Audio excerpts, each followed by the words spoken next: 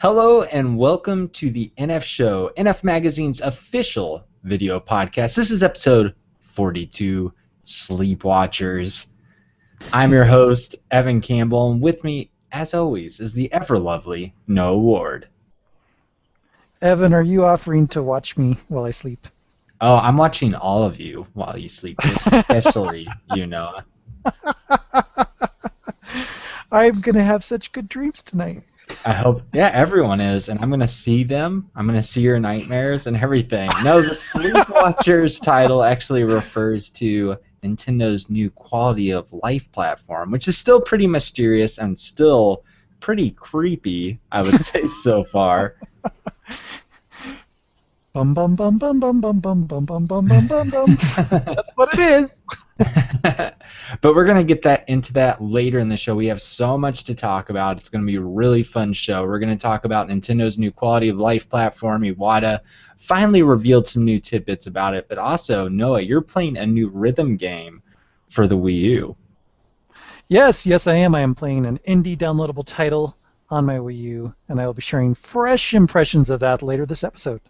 Ooh, I can't wait to hear what the Music Man has to say about this new music game.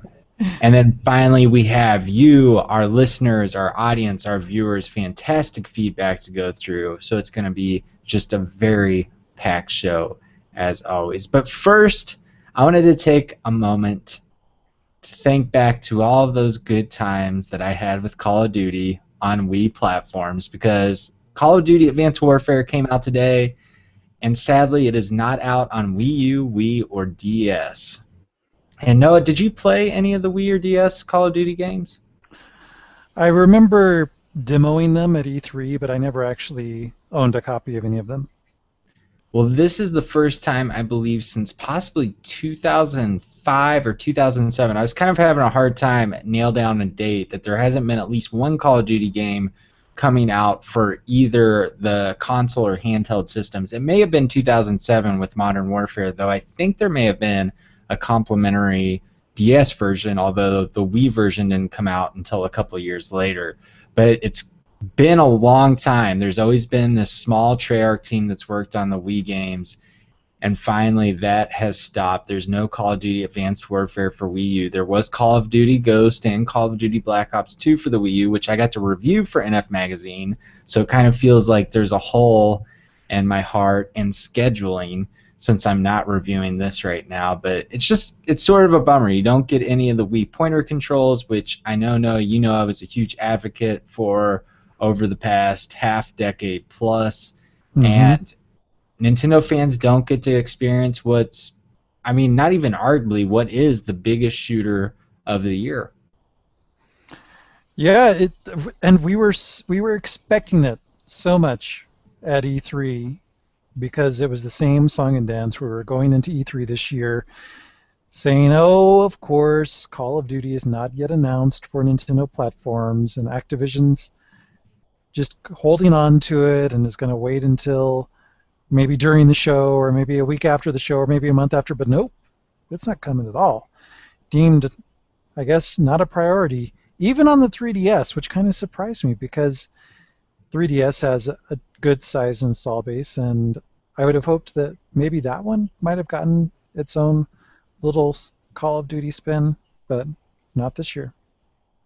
Yeah, and on the handhelds, there hasn't been a Call of Duty game actually for the 3DS since it came out in 2011.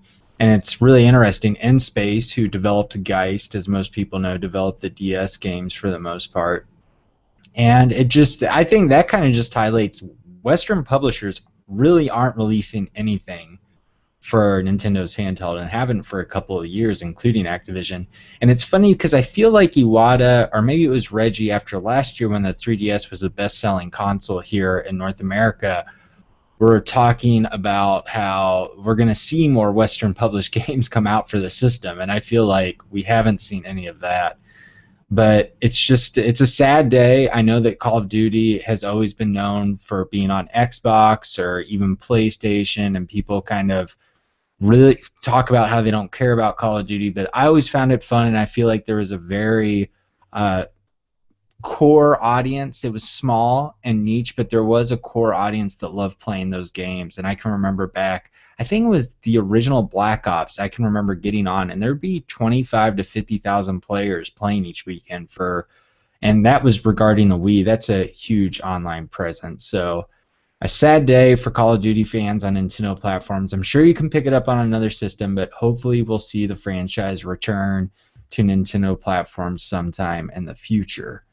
But speaking of the future, Nintendo has something else up its sleeve, Noah, and that is its quality of life platform, which, drum roll please,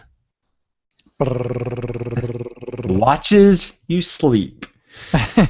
This is the non-wearable that Iwata was talking about. No, there wasn't any big product reveal or anything, but he did kind of lay out what this device, well, devices, that's kind of vague in and of itself, but what Nintendo's aiming to do is have something that you put next to your bed, possibly on your nightstand, and it uses radio frequency to watch you sleep. And by watch you sleep, it sees how much unrest you have while sleeping. It measures your heartbeat, and I feel like it measures one thing else that I can't remember right now. I was hoping that maybe I could put it inside of a large Super Mario stuffed animal doll and let it just lay down next to me, and in my perfect scenario there would be some heavy breathing coming out of it as well. And it would be an awake Mario doll laying next to me, facing me, and then sleep. I'm surprised you want it to be Mario and not your Roy doll that's right behind you, especially with the shape. You can't see his eyes because of his sunglasses. I want whatever it is to have its eyes open, watching me. You want to know it's watching you, not looking at something else. I definitely see where you're coming from. I suppose. Well, I could do a Toad, but it still needs to have heavy breathing. Yeah. But what's really interesting is this is the so-called non-wearable that Iwata was talking about, and there's other non-factors that they kind of went into detail about. I don't think it was non-operating, but it was non-contact. So it's not, I don't get what the difference there is between non-wearable and non-contact, but I guess there's a somewhat of a difference for Iwata to mention. But the whole thing is that it's not like bracelets or bands that you wear right now. And for people watching, I can show you I have something, the Fitbit, which tracks my sleep, but I have to actually activate it. And I think that's Nintendo's big thing. They don't want you to have to worry about it because you're not always in the right state of mind when you're falling asleep. So Nintendo's teaming up with ResMed, and this was actually pretty surprising to me, Noah, because not only are they teaming up with the U.S. company, the devices, it sounds like this could work with the 3DS or possibly a gamepad or whatever Nintendo's future console is, but also with smart devices and anything else. It just seems like such a different strategy, and on top of that, all of the data that's going to be uploaded is going to be uploaded to a quality of life platform cloud information center, which we haven't seen Nintendo use at all yet that I'm aware of on the Wii U or 3DS. I wonder if... I'm just going to stop myself. I was going to make another joke. Which I'm not going to do, because then I'm getting into too much sarcasm about this.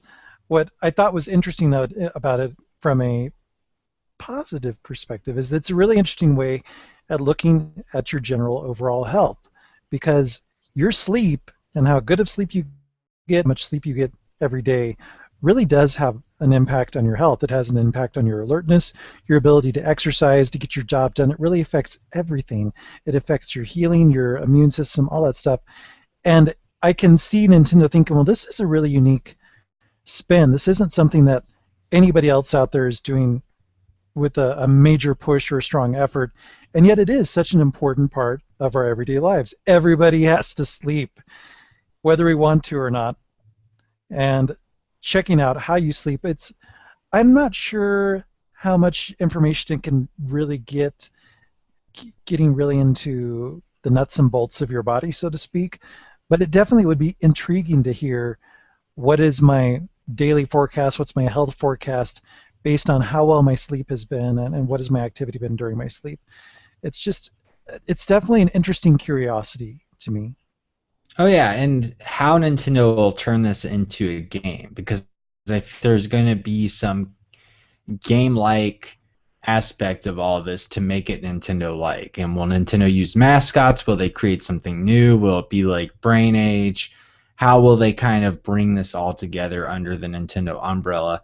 And then why I was bringing up the kind of technology standpoints is this Nintendo admitting that they're going to break out and utilize smartphones in new ways. I know that they've talked about it, but they've been very upfront by saying no games. But this, I mean, making this quality of life platform where it's not even attached to their hardware, I feel like is a huge step in a different direction for the company. And the idea of cloud technology being used to store information is exciting, because I feel like that'd be a huge boom for the 3DS or possible account system in the future, all being stored through the cloud. But this is something that won't come out possibly for another year. We'll hear more. It sounds like Nintendo has more quality of life platforms to announce in the future that are tackling other subjects regarding your health.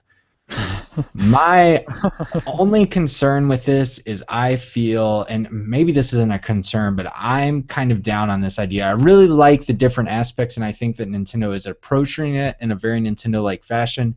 But like I said, I already have a device that tracks my sleep. Microsoft this past week just announced a new band that's already out, and the Apple Watch is on the horizon on top of Android Wear. I just feel like Nintendo's a day late and a dollar short with the sleeping aspect, certainly, and people are going to have devices that not only track your sleep but do so much more. Why they're going to just want one sleep thing? Nintendo's going to have to really bring it to making it meaningful and worthwhile, and I don't know if that's going to be the case.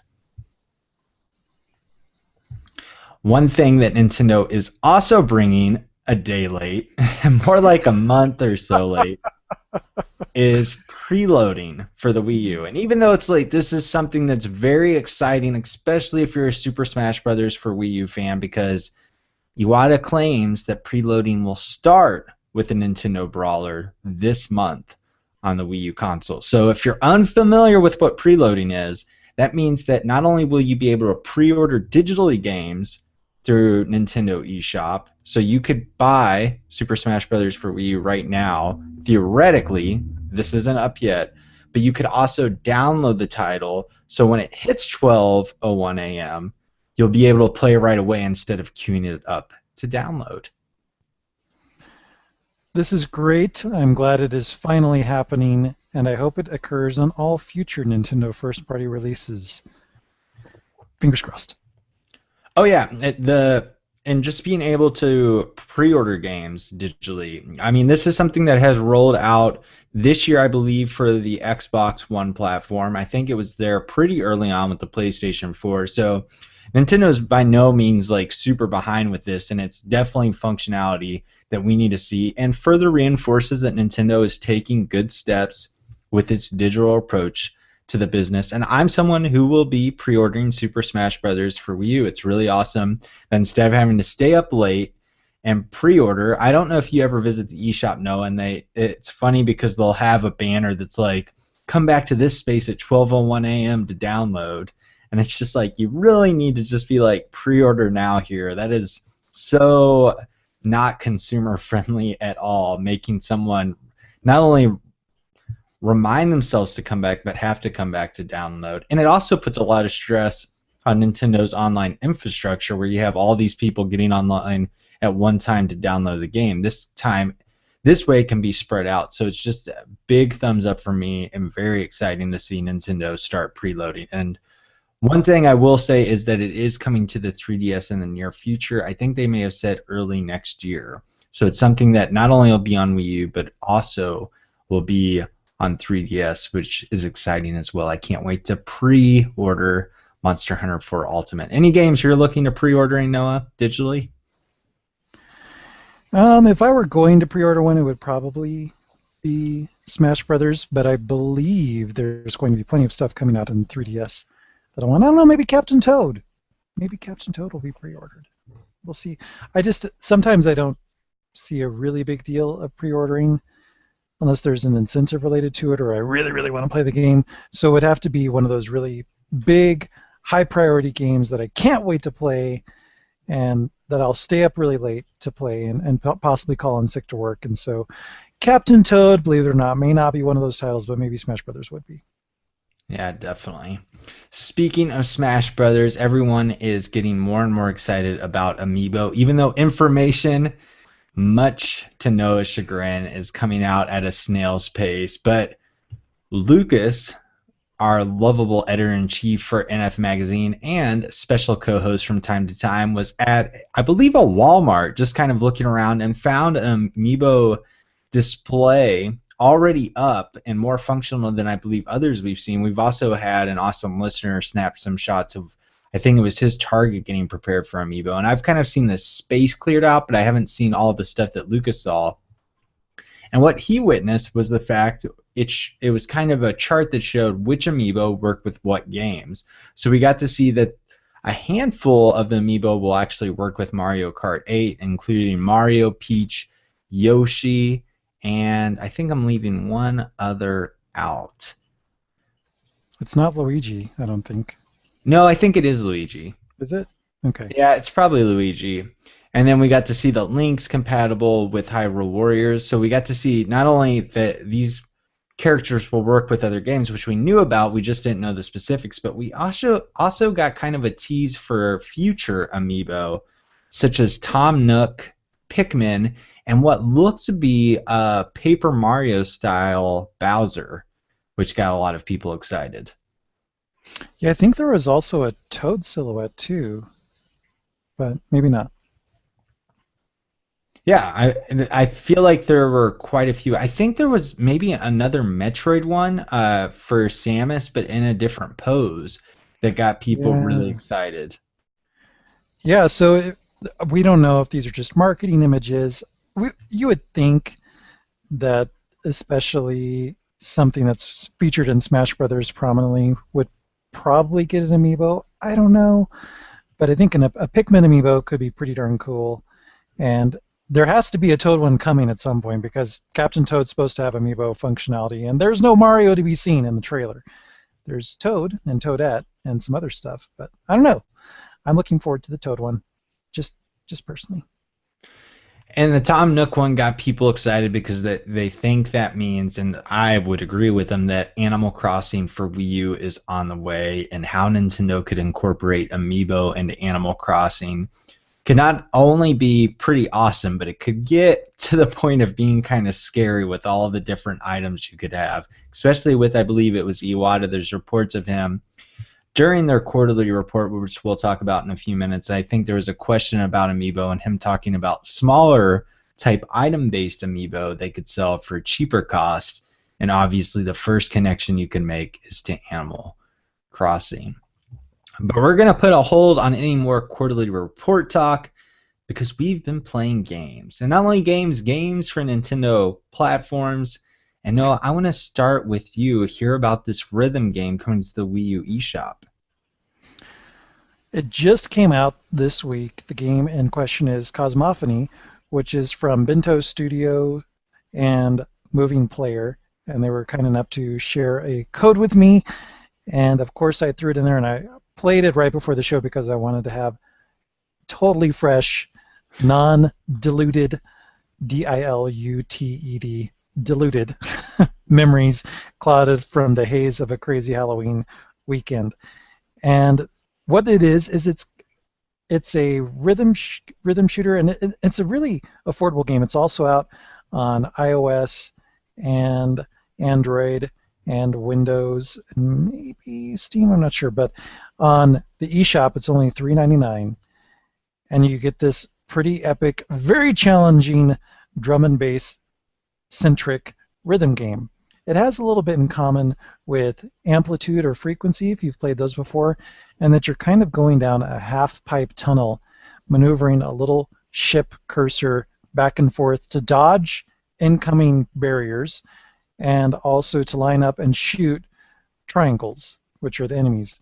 And what's very cool about it is the music is done by a professional DJ named DJ Salaryman, and the game itself is the work of only 3 people. There was a graphic artist, a programmer, and the DJ. The music is terrific if you're really into drum and bass. It kind of took me back to some music that I liked in the 90s and the early 2000s. It's really well done. It's great to hear this represented again because it seems like we're awash in a sea of trance more than anything in the electronic music scene, which there's nothing wrong with that. I like that. It's very danceable and it's very popular, but it's great to get back to some raw electronic music that's just about some really killer, very fast, rapid drum percussion and also good grinding bass and synthesizer. So that's what it's like. If you remember Prodigy, it's kind of in the vein of that, but there aren't any vocals. And as you're going down this half pipe, maneuvering back and forth, which you can use either your analog stick or the D-pad. I use the D-pad because it's very precise. Because if you click over one, it just moves over one slot on the half pipe. And it's all choreographed really well to the music, whether you're shooting the triangles or passing through or by barriers. It's all very well choreographed. And you can actually see a video up on YouTube of the developers playing through the 5 levels in the game. And you're like, 5 levels, that's it. Yeah, there's only 5 levels, but this game is really hard. You can play in practice mode, which allows you to go back to a checkpoint if you happen to die, or you can play in normal mode, where if you die, you start the entire level over again. Wow. And I put in, I think, 10 lives in normal mode, and I thought, I'm going to get it, I'm going to get it. I'm so close. I got up to 97% complete in my first run of 10 lives, and then this being comes on the screen and says, I can show you the way. Do you want my help? And this is this goddess figure that was responsible for taking care of the universe, I guess. This plot line has a little bit in common with Rez and Child of Eden, and that there's this female figure that was responsible for the universe, in this case, taking care of it and providing harmony, and then was defeated and corrupted, and now she's dead and she's trapped in a box, and somehow by traveling down drum and bass half-pipe tunnels, you're supposed to get to her dead body and take care of her. Well, at the end of the first level, spoiler alert, she's like, you're going to have to kill me. Thank you for finding me. And so stage 2, it's like, but you're dead. And stage 2 starts out, I don't want to die. Go away. It's just like, it's really surreal. Yeah. I like it. I mean, I expect music games to have really weird, surreal storylines like that, and it's very much in the vein of older rhythm games. So I'm all about it. The music's great, the color scheme, the art style. It's very simplistic but modern. It kind of has a nice timeless quality to it. Really great colors. You only get the really cool, weird, trippy video loops and funky colors going on during normal mode. If you go into practice mode, where you can actually restart from checkpoints and you can fast forward and rewind between checkpoints, it's all black and white. And that surprised me. I was totally bamboozled by the color, the bright colors of yellow in the first stage, because the first stage is all yellow shades and swirling black smoke. And there's this part at about the 75% mark where all of a sudden the screen starts going from yellow to dark brown, and everything is lighting up and darkening. And after I did that a million times and then went into practice mode, it's like, these patterns aren't that hard. And then I went back to normal mode, and it took me like another 5 lives. But I got through it. And I got to stage 2, and I got all the way up to 67% on my second or third life. I'm like, all right, I'm good at this now. And then I burned 4 more lives. Barely in the 30%. So if you like a really challenging, surreal rhythm game with some great fast-paced drum and bass, that will give you good fuzzy memories if you're a long-time electronic music fan, or if you just like techno music in general, definitely check it out. It's affordable, it's fun, and it's really hard. So you have to go in knowing you're going to get your butt kicked, and you kind of have to memorize the layout of things. But the music's so good, and the presentation's so weird and interesting. The second stage is all goldfish swimming around, and this red liquid dripping from a dropper. Totally weird, but it's cool. I like it, and watch the developers play through it and see how much they get frustrated, and sometimes they don't even shoot things to the beat, because you don't have to shoot stuff to the beat. You don't even have to shoot everything, but if you want a 100% completion of the map and 100% completion of killing the enemies, you have to shoot it all. You don't have to do it to the beat, which kind of stinks, but hey, after you get through a song, finally, 20 lives later, you're like, I'm okay that I didn't hit everything to the beat. Well, it's interesting. I know that you can get frustrated by kind of trial and error design, so you're not really feeling that that's irritating as much as normal, or do you think they do a better job of kind of guiding you through these super challenging stages? I would say that my expectations were really well managed before I went into the game. I knew that it was going to be like that, and I knew that it was a small game, and they told me in the email that they sent me the code. They said they kind of warned me. It's a very challenging game. It'll either drive you mad or make you addicted or both. Smiley face. I'm like, all right, I know what's going to happen here. And since I know it's not something that goes on for 50 levels, it doesn't feel as daunting to me to think like, yeah, this is surmountable. This is a mountain, but it's not the biggest mountain ever. Maybe I can actually get through it and improve my rhythm gamer cred. So you'd say you're pretty upbeat on Cosmophony. That was a very bad pun, but sure. Thank you.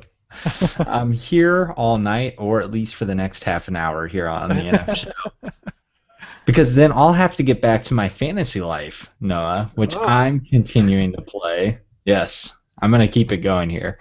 I continued my life as a hunter and fantasy life with my character Lander, who's sporting awesome pink hair. She's really awesome. And I've also picked up a secondary life where I've become a miner, so I can start chipping away at ore and other minerals I see out on my adventures. And Fantasy Life continues to be a delightful RPG for the 3DS that you can kind of play at your pace. And the only kind of drawback that I've noticed so far, and it could be a big drawback considering on what type of player you are, is the main story is cute, and I mean it's nothing mind blowing or anything like that. It's a cute little story by level 5, and it's kind of a mystery unraveling about things that are dropping from the sky in this town. There's doomstones that are kind of affecting monsters out in the lands, and what this could mean for the future of Riviera, which is the setting for Fantasy Life, the overall world. But the problem is a lot of this information is presented via text boxes, and Your favorite. they're cutscenes.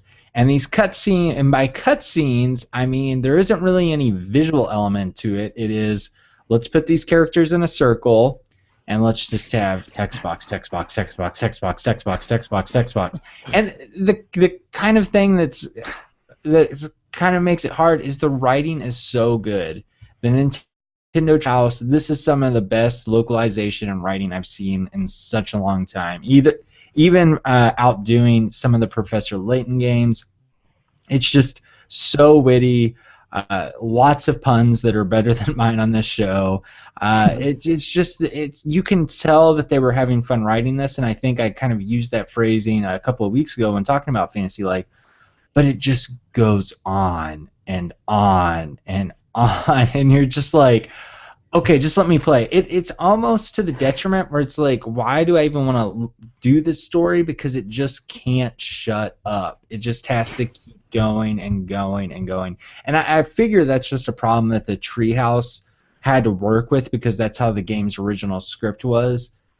But it's such a game where you get to do whatever you want, and it kind of opens up these creative possibilities for you, and you can have this personal experience with it. I mean, no, this is a game that I believe you could be a tailor, and that's all you could do, and you never even see some of the stuff I'm doing to go through the main storyline. It has that much content, and I think that's really cool. But it's just it's frustrating, irritating, or like the wrong word to use. But it's just I just don't know what they were thinking. I just don't, in this day and age, presenting all this information just through hundreds of text boxes, it's just the wrong way to go about things, especially when you have such a great art design for this title. It sounds like it's a bit of an opposite take on the Animal Crossing model, where in Animal Crossing, a lot of the story is just kind of what you make of it. I mean, it's so threadbare. It's basically your interactions with your residents, but there's no overall story.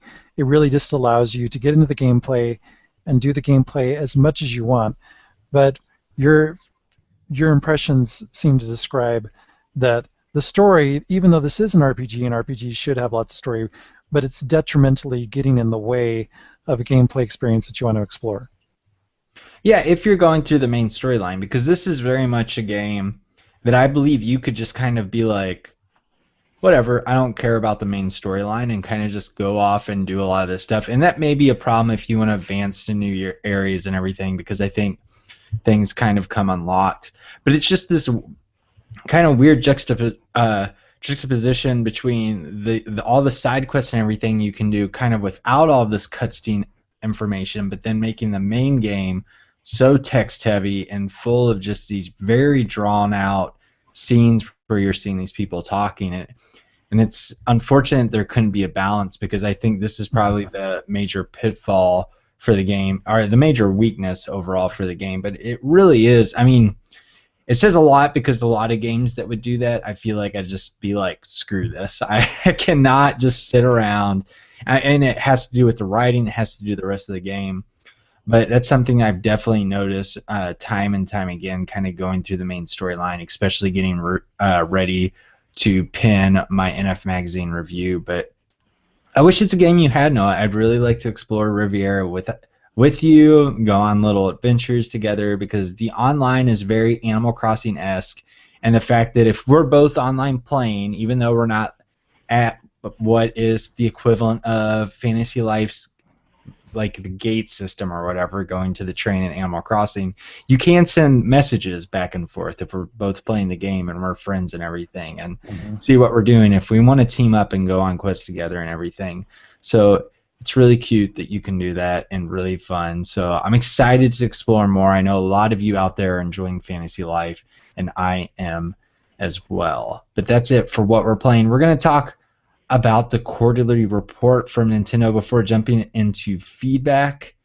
And the big thing that Noah wanted to talk about was Wii U sales are up year over year for the second quarter for Nintendo, up 100% in Japan, 175% in the United States, and up 200% in Europe. And this time period, I believe, goes through July to September. And overall, in the past 6 months, so the first half of the fiscal year, not just the past 3 months, which was the quarterly report, Nintendo has sold 600,000 Wii U systems. They plan on, I believe, the entire fiscal year projection is 3.2 million. But Iwata feels like they're still on track with Super Smash Bros. And Mario Kart 8 driving the success.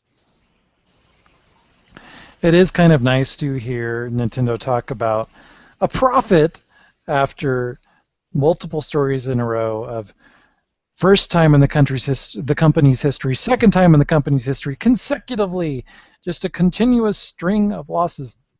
To hear that revenue's being posted, much to everybody's surprise. I guess I'm not totally surprised, because some huge games are coming out on both 3DS and Wii U. But I kind of expect the big bounce backs to occur during what's supposed to be the biggest quarter of the year, which is holiday sales. And with an even bigger quarter, more important quarter to come, and Smash Brothers for Wii U coming out, Mario Kart 8 still being the first holiday for that being out, and then you've got 2 Pokemon games coming out, which Iwata sounded pretty bullish about the performance of those, that they may be the biggest ever, at least in terms of remakes. There's a lot of confidence coming from Nintendo, which is kind of a nice change of pace versus the usual, please understand, we apologize, but please look forward to XYZ. So I'm happy about that. Looking at it from a big picture perspective, it's not like this is bouncing back at the moment and is going to outpace the GameCube. It's still underperforming on the GameCube from a total hardware sales point. The Wii U is. It has a better software attach rate so far. So I was thinking about that. Why would the Wii U have a higher attach rate but be such a lower seller? And I'm thinking that it's probably because who's making up the core customer base of the Wii U is really the hardcore Nintendo fans and the loyalists and people who actually have money to spend on Nintendo machines and Nintendo games. I feel like that really core following, not necessarily the 6 to 12-year-olds that Nintendo would love for people to play their games. See people with money who love Nintendo games, the first-party games. They're keeping the system afloat. They're buying all of these really quality first-party games, and that's why the software attach rate is so high. It's certainly not because there's a lot of titles to choose from. The software library is probably the smallest yet for a Nintendo home console at this point in its lifespan. Well, from a retail perspective, I would say definitely, but I think that the Wii U eShop really helps kind of bring those numbers up, especially selection of the Yeah. titles. And indies recently, we've just seen such an influx of games. I'd say starting with Shovel Knight, things have really picked up since the summer. We're seeing really cool games like Stealth Incorporated 2, which Don talked about a couple of weeks ago, just came out, as well as surprise games like Cosmophony, which kind of just come up out of nowhere, these great budget price games, which is really great for the Wii U.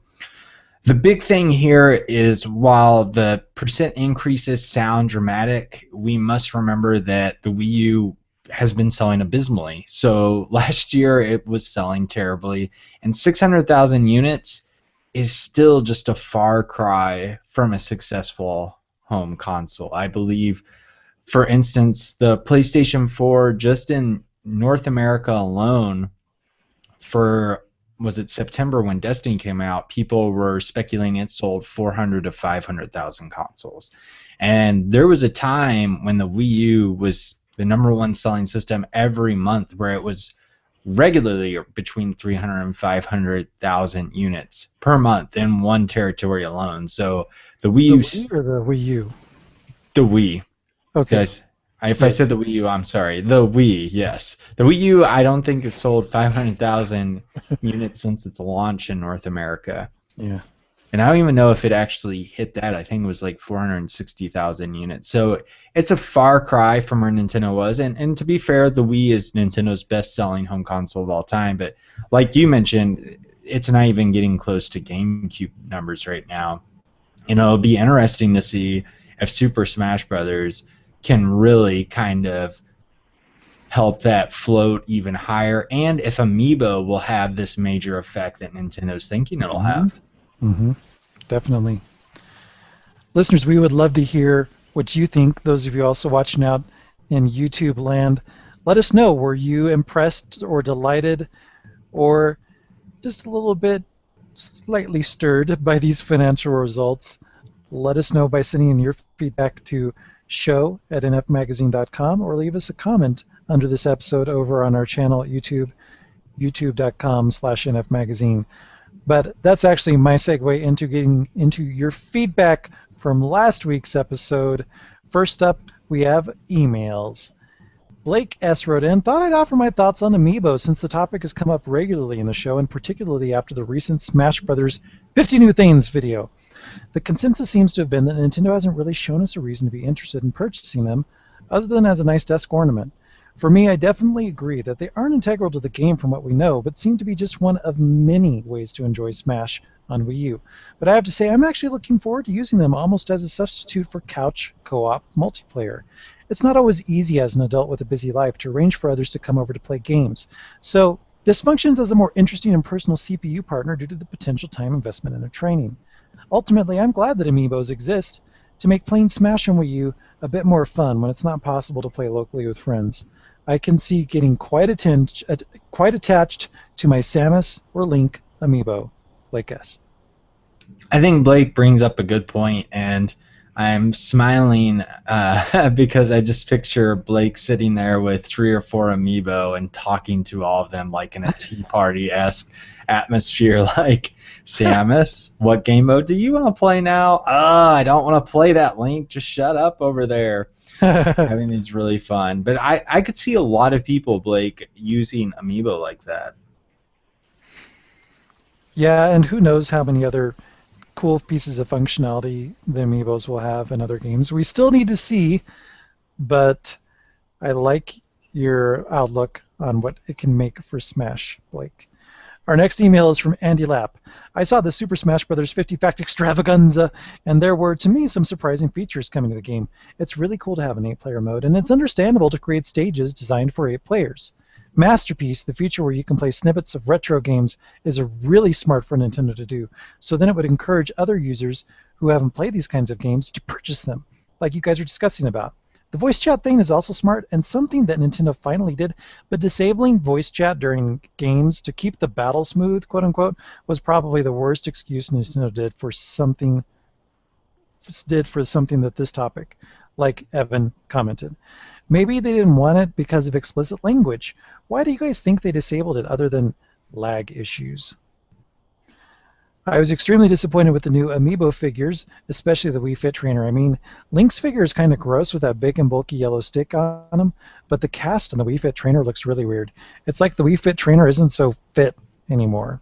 I like how Andy Lapp ends that with the Wii Fit Trainer. But as for voice control, I wouldn't be surprised if there actually were some lag issues. I think it's a lame excuse, like you pointed out, but Nintendo still kind of has this fear about online stuff, especially when it comes to something happening in real time that it can't kind of oversee like it can do with Miiverse and kind of erase posts and act like they never happened or whatever. Censor stuff like that. And I think it's Nintendo's, and I could see parents liking this possibly, but Nintendo tries to be the parent and decide what's good or bad for everyone out there instead of realizing that, you know what, parents can decide if their kids can go online and voice chat or all of these other things. And I think it's a huge flaw for Nintendo, but that's their strategy. And I know that, no, we've kind of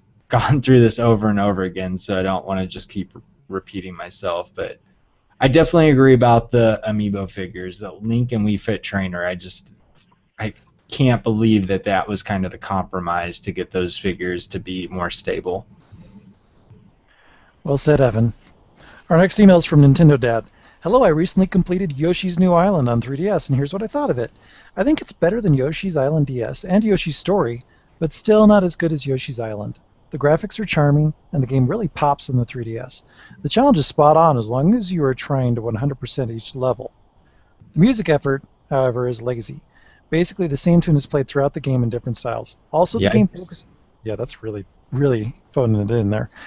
Basically, Nintendo Dad continues, the same tune is played throughout the game in different styles. Also, the game forces you to use gyro controls when Yoshi transforms.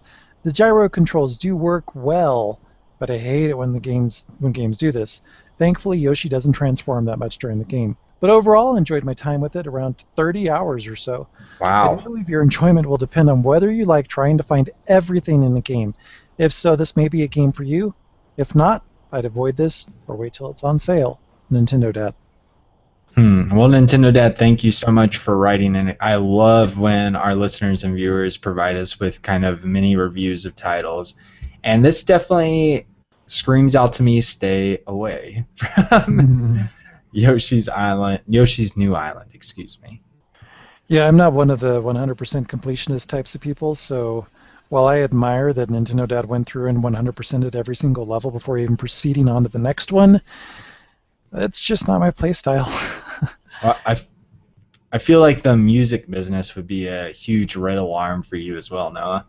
Yeah, I'm actually really surprised about that because, if anything, I know that I can usually count on first-party franchises from Nintendo to have really good soundtracks with lots of tracks and music. Even if it's just a sidebar Yoshi game, usually they have a full soundtrack, not a series of remixes, which would drive me nuts like it sounds like it possibly did to Nintendo Dad while he was playing a level for the 50th time trying to get every last item.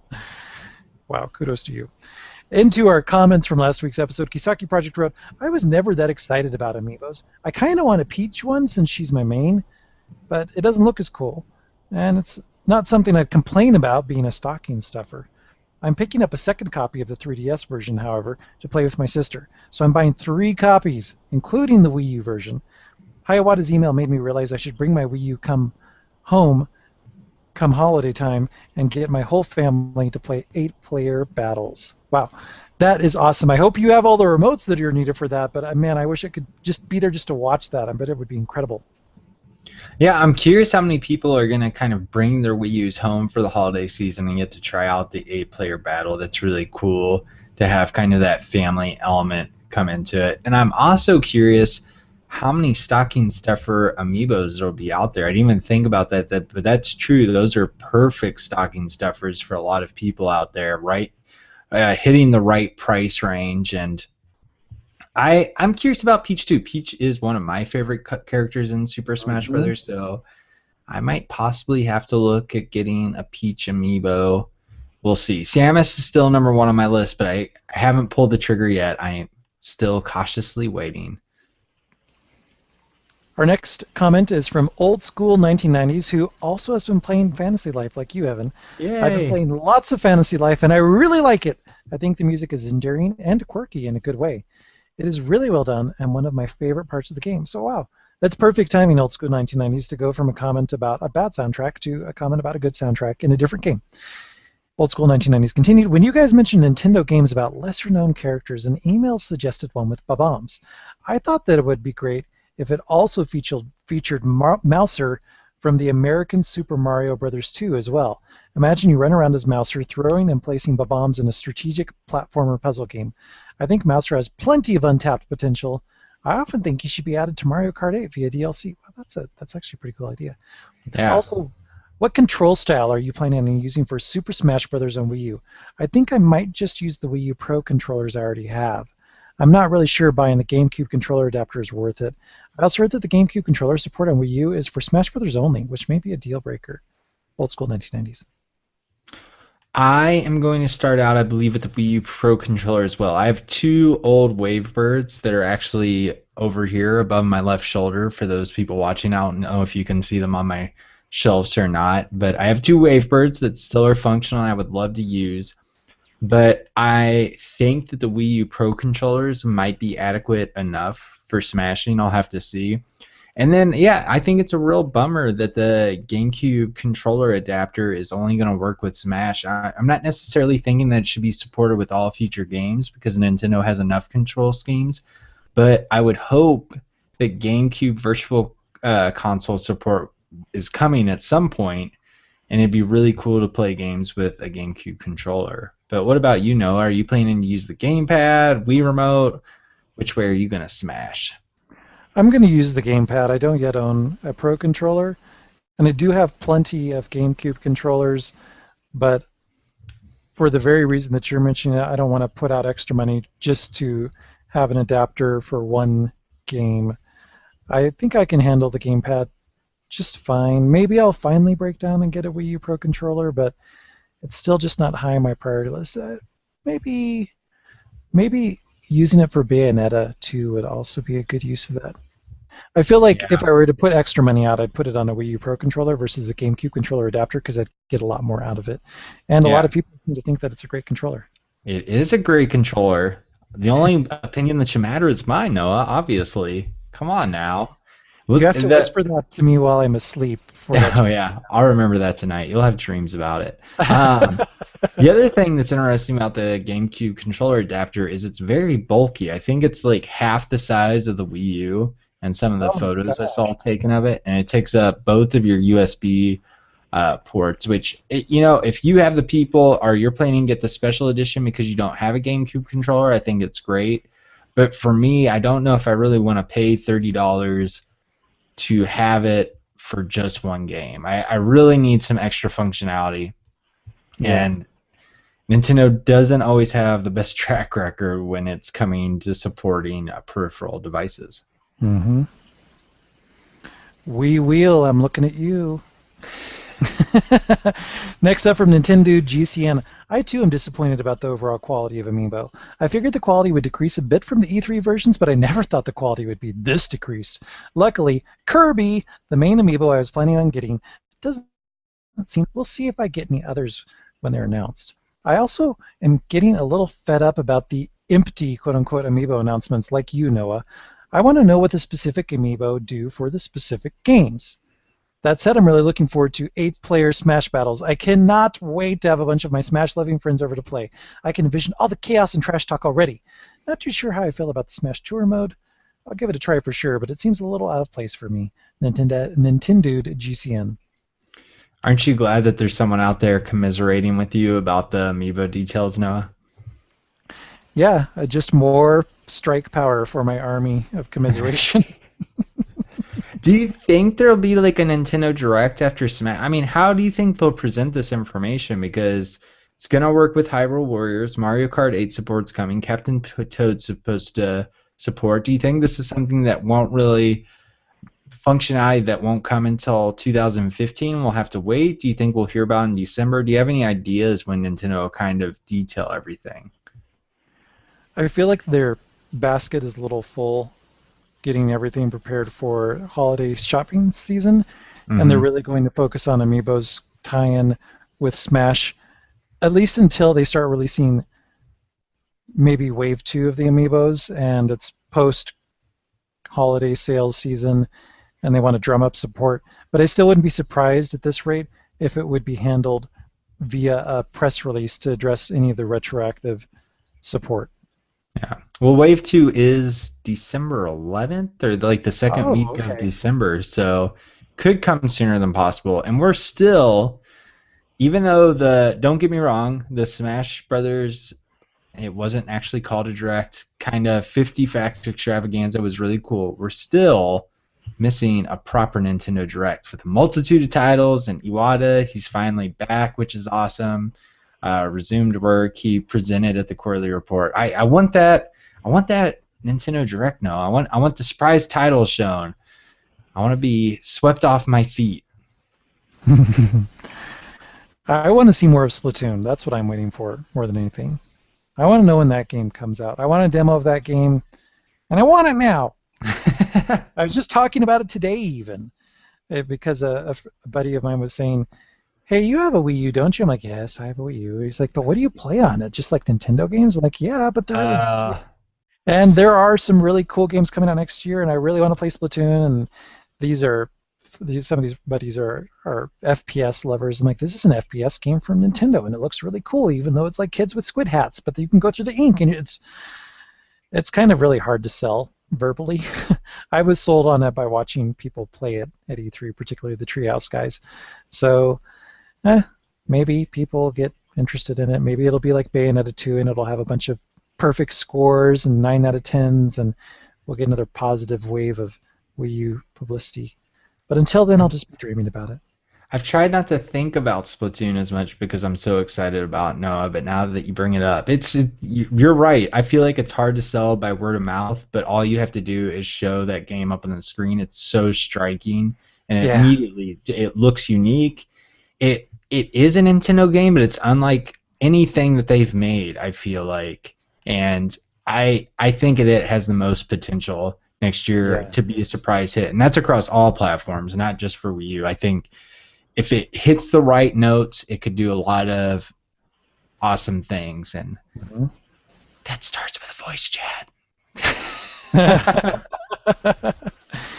Yeah, that game needs trash talk with a vengeance. If gosh, Smash Brother deserves it, but okay, let's not go down that trail again. Oh, Splatoon needs it for strategy, not even trash talk. Like it just seems like such a strategic game, and Yeah, that's a really good point. I need Because to communicate with my Splatoon, Noah. yeah, Gotta tell them where exactly. I'm swimming, where I'm shooting, what I'm paintballing, or whatever it is I'm doing. Yeah, yeah, and saying like, okay, I'm gonna go head directly for the base. You guys stay back here because they're gonna send a couple. I can tell they're gonna send a couple people out when I'm looking at the map. I'm gonna sneak in from behind, and then we can come back, double back, and pinch your attack. These are my daydreams. Weston M is our final comment for last week's show. He wrote, "What a Nintendo Direct! I got everything I was expecting out of that Direct and was pleasantly surprised by the DLC that is Mewtwo. It makes me think of all the potential characters that could be introduced through DLC. Bring back Snake, and it shows that Nintendo is taking a step into the modern age of gaming. Baby steps, though." He wrote that. I didn't say that. That sounds like I said that. That was all Weston. Weston continues. Oh, wait. Oh, my goodness. Weston is the next to last. "I loved the new 8-person Smash, and I'm intrigued by Smash Tour, but we don't really know anything about it, so right now, yeah." Now onto Amiibo. Yikes, the pea yellow stick, not pea green, on Link's figure is just terrible. His figure was the one I looked forward to the most, and to see it just get a huge downgrade saddens me deeply. Why did it have to be colored? That's I'm not sure why they decided to color them. Yeah, there's different colors. What is it? Not Falco, but Fox has blue, and We Fit Trainer has the clear. Do you Clear. have any ideas? I feel like we need Brett Martin on here to kind of go into the details of why these toys would have plastic supports. Well, I think the reason for the plastic supports by themselves is clear, but the colors seems like some kind of half-baked effort to say, well, Link's signature color, of course, is gold because the Triforce is gold, and Fox is blue because he's got blue in his clothes, and the Wii Fit trainer has gray skin, so why not clear? It feels like that's how the decision was made, right? It just looks like it, right? Just so dumb. All right, the seventh experiment is actually the last comment for last week's episode, and the seventh experiment wrote, I admit that when I saw the production amiibo, I was pretty disappointed. I will still buy one, probably Samus Ryoshi. But I don't think I'll be hurrying to buy more, at least until I can find one that is, in my opinion, worth my $13. That said, I'm really excited for the stage creator in Smash Brothers. I want to make some Pikmin stages or perhaps a Fire Emblem Sword stage. Maybe I can manage to draw a Falcon Sword and have it be the stage. I will probably end up making some Pokemon stages as well. Recently, I've still been playing Fantasy Life. I've made a lot more progress on it versus last week when I told you guys a little of my impressions. I actually like this game even more than I did last time. I've heard some people say it's a repetitive game that seems more like a list of chores. If that's the case, it's the best, most entertaining list of chores I've ever had to do. I also noticed that the game creators paid a lot of attention to making this game convenient. If it were me, I'd give this game a 9 out of 10. Yeah. Another mini review. Actually, not a mini review, a pretty detailed review, which is awesome. Thank you so much, The Seventh Experiment, and excited that so many people are enjoying Fantasy Life. Mm-hmm, mm-hmm. Well, thank you, Noah, so much for taking us through the fantastic feedback for this week. And thanks to all of you out there for writing in. Remember, you can email us at show@nfmagazine.com, or you can also leave a comment right here if you're watching on YouTube, right below it. We are youtube.com/NF Magazine. Also, some other reminders. You can subscribe to us on YouTube. You can subscribe to us on iTunes, and you can review us on iTunes. Please leave an iTunes review. Not only does it help spread our show on Apple's iTunes, but it also gives us great feedback that we can use to make the NF show better for you week in and week out. But if this show is not enough for you, and you want to hear what we have to think about everything under the sun, and you want to be with us 24/7, you can follow us on Twitter. Noah is at This Is Noah. I'm at Evan Campbell. And most importantly, NF Magazine is at Nintendo Force. Noah, we're coming up on the busiest of seasons for gaming, especially for Nintendo. They're so heavily focused on the holidays. Are you starting to get pretty amped up about everything? Are you overwhelmed by games yet? I am definitely overwhelmed by games. There are too many games that I have to, even starting with Bayonetta, consider like, maybe I can't get Bayonetta yet. What am I going to do? But it's good. It's next to E3. I feel like it's kind of the second best time of the year because E3 is all about getting you excited and looking at new ideas, new games, new visions, new sequels, new ideas and concepts and IPs and all other stuff. And then holidays are when a lot of those games come out, and it's just like you've been looking forward to them, and then you finally get to play them, hopefully. So it's great, but it is overwhelming. Oh yeah, I definitely feel overwhelmed too. Fantasy Life, I mean, just like I said, so much content. I feel like I could keep playing this for just hours on end. And Captain Toad, Smash Brothers, all the awesome indie games coming out, let alone Pokemon. I know a lot of people are excited about Pokemon. It's just these grand adventures. So, and here I am wanting a Nintendo Direct and more games when we have our hands full already. But be sure if you're out there, that'd be great to hear what maybe your top 5 games for the rest of the holiday season are. We'd love to hear that. But until next week, we're going to have to bid you adieu. Thanks so much for joining us here on episode 42 of the NF Show. Bye, everyone. Bye-bye.